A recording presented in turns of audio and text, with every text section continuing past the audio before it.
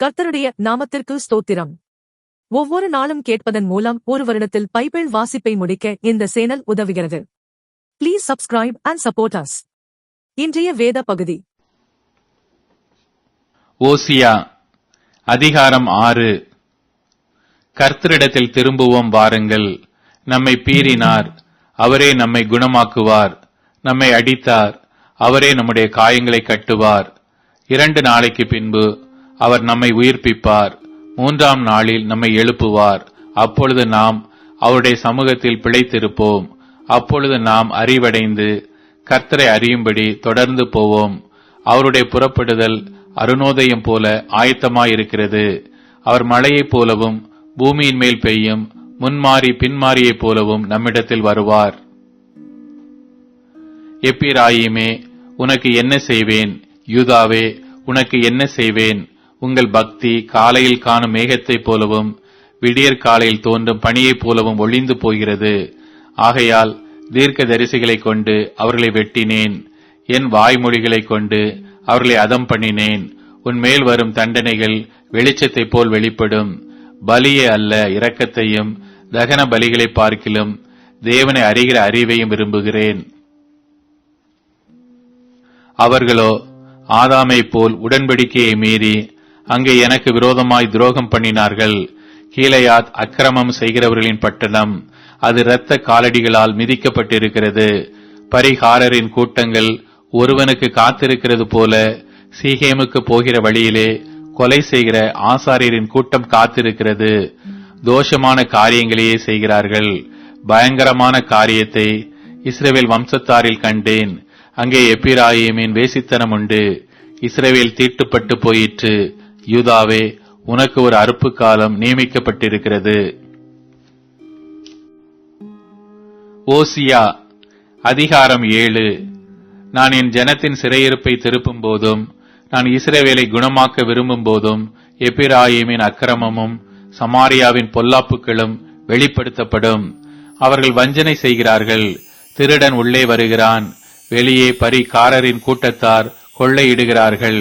அவர்கள் பொல்லாப்பை எல்லாம் நான் நினைவில் வைத்திருக்கிறேன் என்று அவர்கள் தங்கள் இருதயத்தில் சிந்திக்கிறதில்லை. இப்போதும் அவர்களுடைய கிரியைகள் அவர்களை சூழ்ந்து கொண்டது. அவைகள் என் முகத்துக்கு முன் இருக்கிறது. ராஜாவை தங்கள் பொல்லாப்பினாலும் அதிபதிகளை தங்கள் பொய்களினாலும் சந்தோஷப்படுத்துகிறார்கள். அவர்கள் எல்லாரும் விபச்சார கள்ளர். அப்பம் சுடுகிறவன் எரிக்கும் அடுப்பை போல் இருக்கிறார்கள். அவன் மாவை பிசைந்தது முதல் அது உப்பி போகும் மட்டும் அனலை மூட்டாமல் ஓய்ந்திருக்கிறான். நம்முடைய ராஜாவின் நாளென்று சொல்லி அதிபதிகள் திராட்சரச துருத்திகளால் அவனுக்கு வியாதி உண்டாக்குகிறார்கள். சரசக்காரரோட கூட அவன் தன் கையை நீட்டுகிறான். அவர்கள் பதிவிருக்கும் போது தங்கள் இருதயத்தை அடுப்பை போல் ஆயத்தப்படுத்துகிறார்கள். அவர்களில் அளப்பு மூட்டுகிறவன் ரா முழுதும் தூங்கினாலும் காலமேயோ வென்றால் அது ஜுவாலிக்கிற அக்னியாய் எரியும். அவர்கள் எல்லாரும் அடுப்பை போல் அனலாகி தங்கள் நியாயாதிபதிகளை பட்சித்தார்கள். அவருடைய ராஜாக்கள் எல்லாரும் விழுந்தார்கள். அவர்களில் என்னை நோக்கி கூப்பிடுகிறவன் ஒருவனும் இல்லை. எப்பிராயீம் அந்நிய ஜனங்களோட கலந்திருக்கிறான். எப்பிராயீம் திருப்பி போடாத அப்பம். அந்நியர் அவனுடைய பலத்தை தின்கிறார்கள். அவனோ அதை அறியான். நரை மயிரும் அவனில் தெளித்திருக்கிறது. அவனோ அதை அறியாதிருக்கிறான். இஸ்ரவேலின் அகந்தை அவர்கள் முகத்துக்கு முன்பாக சாட்சியிட்டாலும் அவர்கள் தங்கள் தேவனாகிய கர்த்தரிடத்தில் திரும்பாமலும் இவை எல்லாவற்றிலும் அவரை தேடாமலும் இருக்கிறார்கள். எப்பிராயீம் பேதையான புறாவை போல் இருக்கிறான். அவனுக்கு புத்தி இல்லை. எகிப்தியனை கூப்பிடுகிறார்கள். அசீரியனிடத்துக்கும் போகிறார்கள். அவர்கள் போகும்போது என் வலையை அவர்கள் மேல் வீசுவேன். அவர்களை ஆகாயத்து பறவைகளைப் போல கீழே விழப்பண்ணுவேன். அவருடைய சபையில் கேள்வியானதின்படியே அவர்களை தண்டிப்பேன். அவர்கள் என்னை விட்டு அலைந்து தெரிகிறபடியினால் அவர்களுக்கு ஐயோ, அவர்களுக்கு கேடு வரும். எனக்கு விரோதமாக இரண்டகம் பண்ணினார்கள். நான் அவர்களை மீட்டிருந்தும் அவர்கள் எனக்கு விரோதமாக பேசுகிறார்கள். அவர்கள் தங்கள் படுக்கைகளில் அலறுகிற போது தங்கள் இருதயத்தில் என்னை நோக்கி கூப்பிடுகிறதில்லை. அவர்கள் தானியத்துக்காகவும் திராட்சை ரசத்துக்காகவும் கூடுகிறார்கள். என்னை வெறுத்து விலகி போகிறார்கள். நான் அவர்களை தண்டித்தேன். அவர்களுடைய புயங்கள் திரும்ப பலப்படவும் பண்ணினேன். ஆகிலும் எனக்கு விரோதமாக பொல்லாப்பு நினைக்கிறார்கள். திரும்புகிறார்கள், ஆனாலும் உன்னதமானவரிடத்துக்கு அல்ல. மோசம் போக்குகிற வில்லை போல் இருக்கிறார்கள். அவருடைய அதிபதிகள் தங்கள் நாவினுடைய உக்கிரத்தின் நிமித்தம் பட்டயத்தால் விழுவார்கள். இதுவே எகிப்து தேசத்தின் நிமித்தம் அவர்களுக்கு வரும் நிந்தை. ஓசியா அதிகாரம் 8. உன் வாயிலே எக்காலத்தை வை. அவர்கள் என் உடன்படிக்கையை மீறி என் நியாயப்பிரமாணத்துக்கு விரோதமாக துரோகம் பண்ணினபடியால் கர்த்தருடைய வீட்டின் மேல் சத்துரு கழுகை போல் பறந்து வருகிறான். எங்கள் தேவனே, உம்மை அறிந்திருக்கிறோம் என்று சொல்லி இஸ்ரவேலர் கூப்பிடுவார்கள். ஆனாலும் இஸ்ரவேலர் நன்மையை வெறுத்தார்கள். சத்துரு அவர்களை தொடருவான். அவர்கள் ராஜாக்களை ஏற்படுத்திக் கொண்டார்கள், ஆனாலும் என்னாலே அல்ல. அதிபதிகளை வைத்துக் கொண்டார்கள், ஆனாலும் நான் அறியேன். அவர்கள் வேறு அறுப்புண்டு போகும்படி தங்கள் வெள்ளியினாலும் தங்கள் பொன்னினாலும் தங்களுக்கு விக்கிரகங்களை செய்வித்தார்கள். சமாரியாவே, உன் கன்றுக்குட்டி உன்னை வெறுத்து விடுகிறது. என் கோபம் அவர்கள் மேல் மூண்டது. எதுவரைக்கும் சுத்தாங்கம் அடைய மாட்டாதிருப்பார்கள். அதுவும் இஸ்ரவேலருடைய செய்கையே. தட்டானதை செய்தான், ஆதலால் அது தேவன் அல்லவே. சமாரியாவின் கன்றுக்குட்டி துண்டு துண்டாய் போகும். அவர்கள் காற்றை விதைத்து சூறை காற்றை அறுப்பார்கள். விளைச்சல் அவர்களுக்கு இல்லை. கதிர் மாவை கொடுக்க மாட்டாது. கொடுத்தாலும் அந்நியர் அதை விழுங்குவார்கள். இஸ்ரவேலர் விழுங்கப்படுகிறார்கள். அவர்கள் இனி புற ஜாதிகளுக்குள்ளே விரும்பப்படாத பாத்திரத்தை போல் இருப்பார்கள். அவர்கள் தனித்து திரிகிற காட்டு கழுதையைப் போல் அசிரியர் அண்டைக்கு போனார்கள். எப்பிராயீமர் நேசரை கூலிக்கு பொருத்திக் கொண்டார்கள். அவர்கள் புற ஜாதியாரை கூலிக்கு பொருத்திக் கொண்டாலும் இப்பொழுது நான் அவர்களை கூட்டுவேன். அதிபதிகளின் ராஜா சுமத்தும் சுமையினால் அவர்கள் கொஞ்ச காலத்துக்குள்ளே அகப்படுவார்கள். எப்பிராயீமர் பாவம் செய்வதற்கு ஏதுவாய் பலிபீடங்களை பெருக பண்ணினார்கள். ஆதலால் பலிபீடங்களே அவர்கள் பாவம் செய்வதற்கு ஏதுவாகும். என் வேதத்தின் மகத்துவங்களை அவர்களுக்கு எழுதி கொடுத்தேன். அவைகளை அந்நிய காரியமாக எண்ணினார்கள். எனக்கு செலுத்தும் பலிகளின் மாம்சத்தை அவர்கள் பலியிட்டு புசிக்கிறார்கள். கர்த்தர் அவர்கள் மேல் பிரியமாயிரார். அவர்களுடைய அக்கிரமத்தை அவர் நினைத்து அவர்கள் பாவத்தை விசாரிக்கும் போதோவெனில் அவர்கள் எகிப்துக்கு திரும்பி போவார்கள். இஸ்ரவேல் தன்னை உண்டாக்கினவரை மறந்து கோவில்களை கட்டுகிறான். யூதா அரணான பட்டணங்களை பெருக பண்ணுகிறான். ஆனாலும் நான் அதன் நகரங்களில் அக்கினியை வரப்பண்ணுவேன். அது அவைகளின் கோவில்களை பட்சிக்கும். 2 யோவான் அதிகாரம் 1. நமக்குள் நிலை நிற்கிறதும் என்றென்றைக்கும் நம்மோடு இருப்பதுமாகிய சத்தியத்தின் நிமித்தம் நான் மாத்திரமல்ல, சத்தியத்தை அறிந்திருக்கிற யாவரும், சத்தியத்தின்படி நேசித்திருக்கிறவளும் தெரிந்து கொள்ளப்பட்டவளுமாகிய அம்மாளுக்கும் அவளுடைய பிள்ளைகளுக்கும் மூப்பனாகிய நான் எழுதுகிறதாவது, பிதாவாகிய தேவனாலும் பிதாவின் குமாரனாயிருக்கிற கர்த்தராகிய இயேசு கிறிஸ்துவினாலும் கிருபையும் இரக்கமும் சமாதானமும் சத்தியத்தோடும் அன்போடும் கூட உங்களோடு இருப்பதாக. பிதாவினால் நாம் பெற்ற கற்பனையின்படியே உம்முடைய பிள்ளைகளில் சிலர் சத்தியத்திலே நடக்கிறதை நான் கண்டு மிகவும் சந்தோஷப்பட்டேன். இப்பொழுதும் அம்மாளே, நாம் ஒருவரில் ஒருவர் அன்பு கூற வேண்டுமென்று உமக்கு புதிய கற்பனையாக எழுதாமல் ஆதி முதல் நமக்கு உண்டாயிருக்கிற கற்பனையாக எழுதி உம்மை வேண்டிக் கொள்ளுகிறேன். நாம் அவருடைய கற்பனைகளின்படி நடப்பதே அன்பு. நீங்கள் ஆதி முதல் கேட்டிருக்கிறபடி நடந்து கொள்ள வேண்டிய கற்பனை இதுவே. மாம்சத்தில் வந்த இயேசு கிறிஸ்துவை அறிக்கை பண்ணாத அநேக வஞ்சகர் உலகத்திலே தோன்றியிருக்கிறார்கள். இப்படிப்பட்டவனே வஞ்சகனும் அந்தி கிறிஸ்துமாயிருக்கிறான். உங்கள் செய்கைகளின் பலனை இழந்து போகாமல் பூரண பலனை பெறும்படிக்கு எச்சரிக்கையாயிருங்கள். கிறிஸ்துவின் உபதேசத்திலே நிலைத்திராமல் மீறி நடக்கிற எவனும் தேவனை உடையவன் அல்ல. கிறிஸ்துவின் உபதேசத்தில் நிலைத்திருக்கிறவனோ பிதாவையும் குமாரனையும் உடையவன். ஒருவன் உங்களிடத்தில் வந்து இந்த உபதேசத்தை கொண்டு வராமல் இருந்தால் அவனை உங்கள் வீட்டிலே ஏற்றுக்கொள்ளாமலும் அவனுக்கு வாழ்த்துதல் சொல்லாமலும் இருங்கள். அவனுக்கு வாழ்த்துதல் சொல்லுகிறவன் அவனுடைய துர்க்கிரியைகளுக்கு பங்குள்ளவனாயிருக்கிறான். உங்களுக்கு எழுத வேண்டிய காரியங்கள் அநேகம் உண்டு. காகிதத்தினாலும் மையினாலும் அவைகளை எழுத எனக்கு மனதில்லை. உங்களுடைய சந்தோஷம் நிறைவாய் இருக்கும்படிக்கு உங்களிடத்தில் வந்து முகமுகமாய் பேசலாம் என்று நம்பியிருக்கிறேன். தெரிந்து கொள்ளப்பட்ட நம்முடைய சகோதரியின் பிள்ளைகள் உனக்கு வாழ்த்துதல் சொல்லுகிறார்கள். ஆமேன். நீதிமொழிகள் அதிகாரம் 5.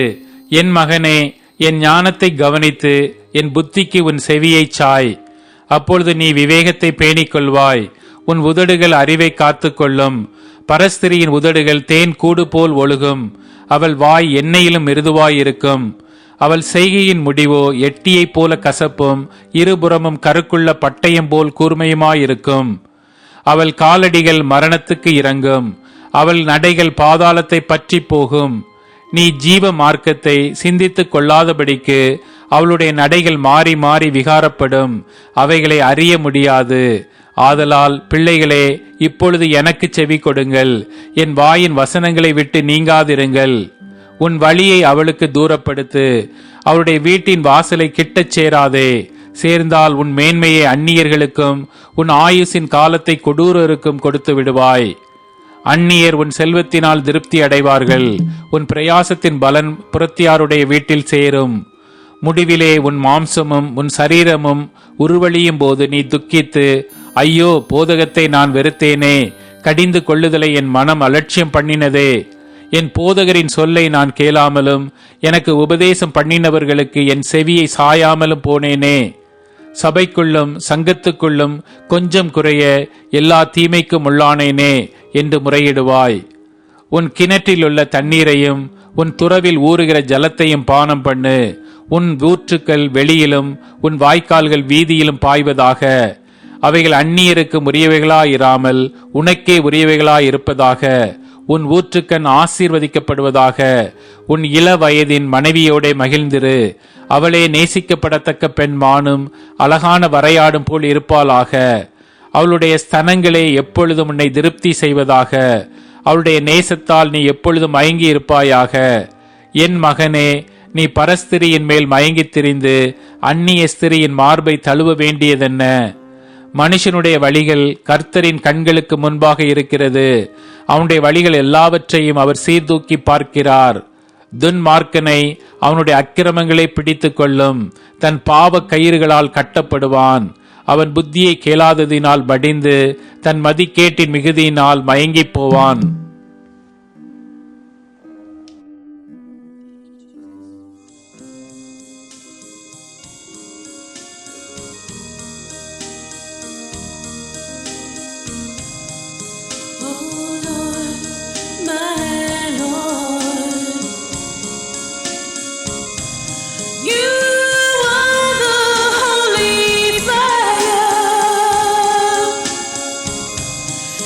You are